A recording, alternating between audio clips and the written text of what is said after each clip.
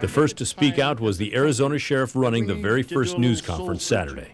Because I think it's the vitriolic rhetoric that we hear day in and day out from people in the radio business and some people in the TV business, and what we see on TV and how our youngsters are being raised, that this has not become the nice United States of America that most of us grew up in. Some also pointed the finger of blame at Republican Sarah Palin. Last year, Palin's website created a map of congressional districts she wanted to take back from Democrats. One of the crosshair targets on the map covered Congresswoman Gabrielle Gifford's district. She was the gunman's main target. Palin responded today with a posting on Facebook. Especially within hours of a tragedy unfolding, journalists and pundits should not manufacture a blood libel that serves only to incite the very hatred and violence that they purport to condemn.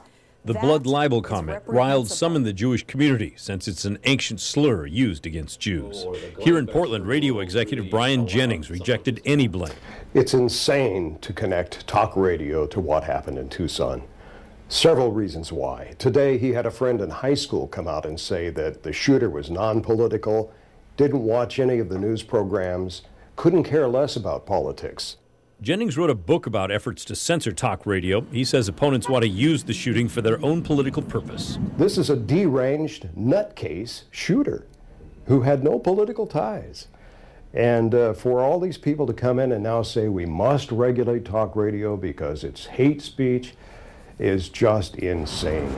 The argument is not new. It wasn't that long ago we were talking about gangster rap and heavy metal music inspiring people to do violent things. And so this is sort of an age-old discussion. Portland State sociologist Randy Blazak says for those with mental illness, the talk show world can provide an accidental nudge. It's not a causal effect, but essentially creates a direction for the crazy train to go down.